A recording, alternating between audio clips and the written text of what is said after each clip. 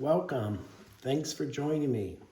Today I'm going to talk about two uncommon old sleepy eye pottery pictures that were produced by the Weir Pottery Company of Monmouth, Illinois. They were made between 1899 and 1906. As you likely will recall, Weir Pottery also produced the four well-known stoneware pieces: the Old Sleepy Eye Stein, the vase, the bowl, and the buttercrock. But it's important to realize that the Weir Pottery Company also produced two sizes of pottery pitchers. This is the number 4 pottery pitcher that I'm showing you here right now. The Weir pottery pitchers were occasionally marked on the bottom with a Weir pottery mark in a black circle. I'll be discussing this and showing you this in just a few more minutes. It's important to recognize and distinguish these pottery pitchers that were produced by Weir from those that are the classic blue and white Old Sleepy Eye pitchers that were produced by Western Stoneware. First of all, the design is similar. So if you look at the molding of the profile of Old Sleepy Eye, if you look at the location of the teepees here on the left side as you face it, as well as the molding of the handle with the Old Sleepy Eye profile here, that's all the same on the Weir pottery pitchers as it is in those that were produced by Western Stoneware. This is also true for the number 5 pitcher that I'll show you an example of. But what distinguishes these pitchers, and how can you recognize these pitchers as Weir pottery pitchers, particularly since only a small number of them actually have the Weir pottery black mark on the bottom? First of all, typically they're lighter in color. The blue staining or the cobalt staining is often lighter. Here it's a little bit darker than the average Weir pitcher, but much lighter in color than many of the pitchers that were produced by Western Stoneware. One of the key features that I use in trying to identify whether a pitcher was made by Weir is look here at the bottom.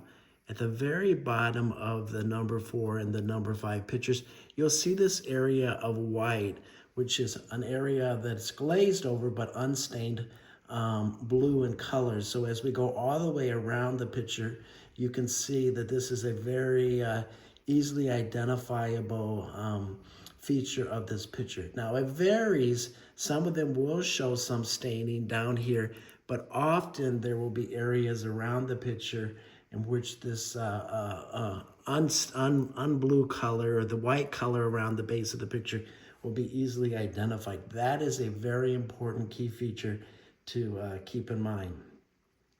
In addition, these pictures are always have a blue stained rim, or always have the blue stained rim at the top of the picture. Sometimes this is a whole bunch of what look like almost triangular pieces that are attached together that go around. Sometimes, as you can see here, it's sort of unconventional and almost looks like incomplete staining. And others would just show a complete staining pattern all around the top of the picture. So something to look for. They always, again, have to have the staining the staining of the blue around the upper rim. So keep in mind of that. But keep a look out for that scalloping appearance as well. The other thing I want you to realize about these pictures is they're almost always damaged. Typically there's discoloration of the white. There often it will show cracks. Often there will be chipping of these pieces.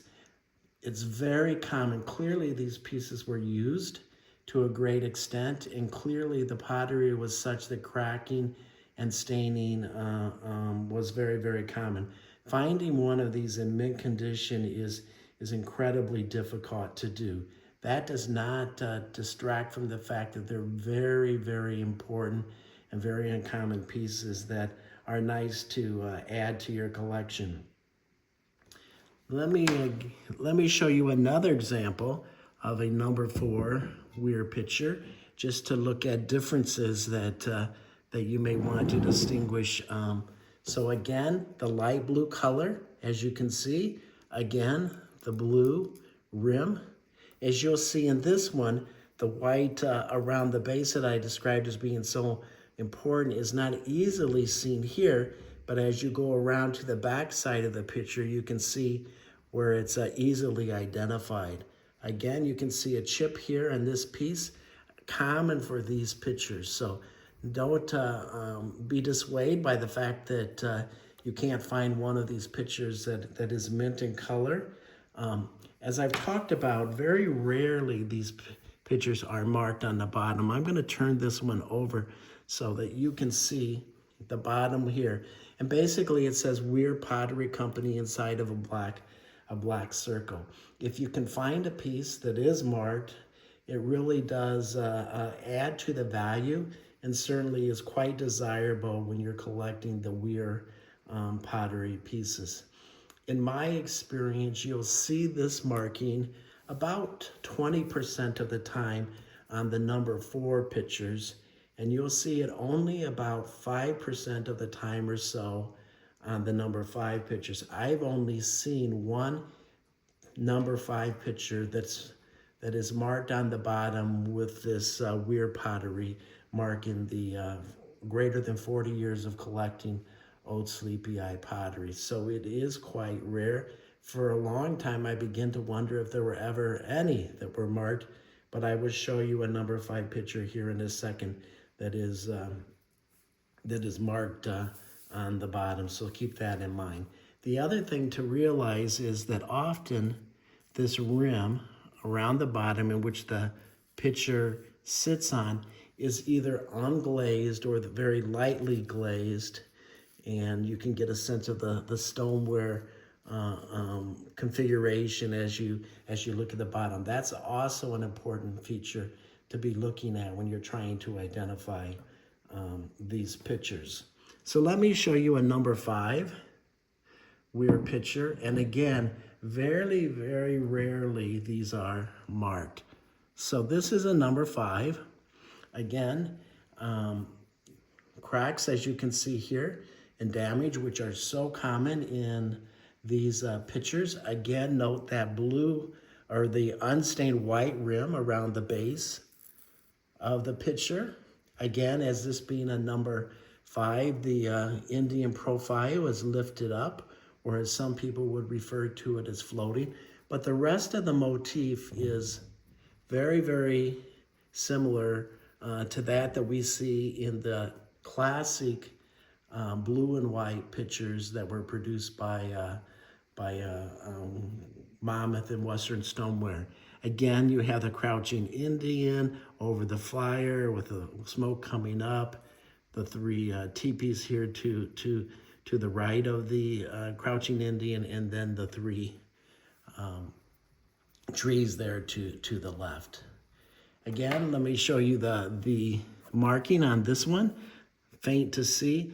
Realize that when you do see the marking, often it is either incomplete or very difficult to entirely read. So that is not an uncommon feature. Again, notice the glazing or the lack of glazing around the edge of on the base in which the picture sits.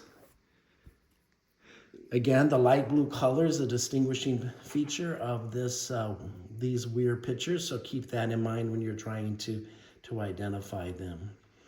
So I want to ask you to keep an eye out for these very uncommon blue and white pictures that were produced by Weir Pottery Company. It's important to understand they're very choice items in the Old Sleepy Eye pottery collecting world, and it's wonderful if you can have one in your collection. Thank you for joining me today. Please subscribe to this channel by clicking on the subscribe link below. Thank you.